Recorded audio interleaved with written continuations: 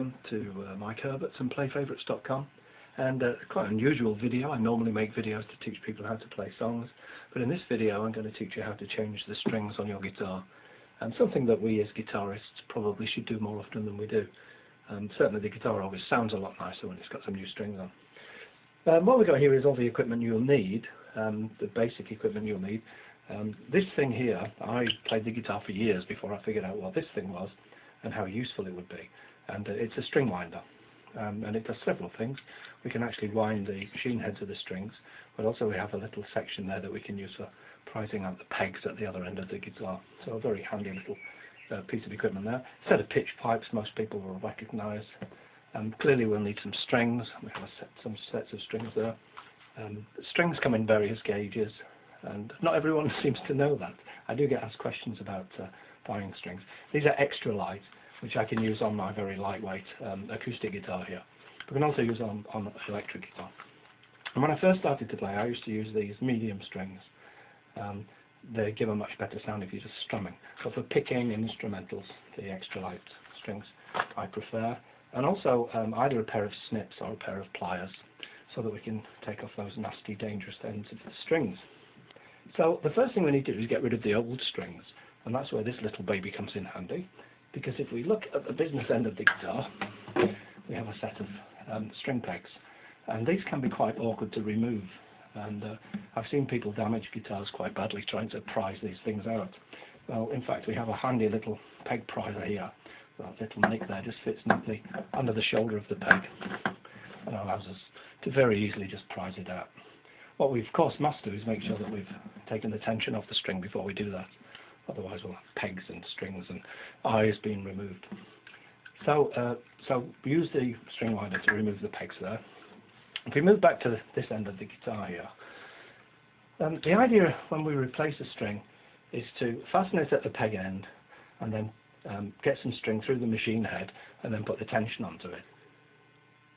Now I'm going to start by putting in the 6th string, the thickest string from my set first. So that's the top string on the guitar on a normal right hand strung guitar.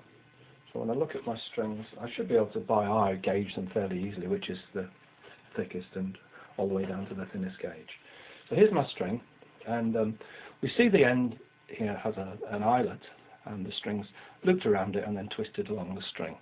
Now one of the things we need to do is to make sure that we get this seated properly here, and the trick to that is just to put a tiny kink, we can just see there, the tiniest little kink in our string, so that when we poke it down the hole it actually moves forward this way. And the reason for doing that is so that when we pull it back it will slide into the groove of the string there along this part of the peg. So our little kink forwards, let's get away with a bit more there. So a little kink forwards, put the peg in, make sure that that eyelet pulls past along the groove there in the side of the peg. Give it a tug and that should be nice and firm, and then we can go to the other end of the guitar.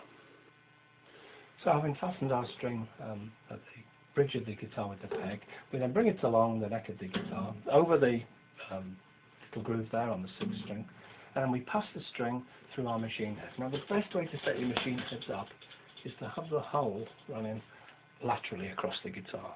I'll show you why. Put the string into its slot, push the string through the hole of the machine head, and we bring it through, drop it into its slot, and the amount of string that we would want to see is enough to make a loop about that size. Okay, so running across the guitar, a loop of about this size, that's more than enough string. What we then do is we bend the string in the machine head around back on itself, all the way back around the post, and bring it out underneath the string. Hope you can see that clearly. And then bring it up on itself. And that makes a nice anchor for the string. Okay, so we have our loop through the machine head, back round in the opposite direction to how the string's going to wrap, back under the string and bring it over and pull it up. Now what we can do is get our string winder here. When I first used one of these string winders, I naturally thought that you would put it this way, but in fact there's a groove that runs across, which makes it a nice snug fit on there. And what we do is we start to wind the string. So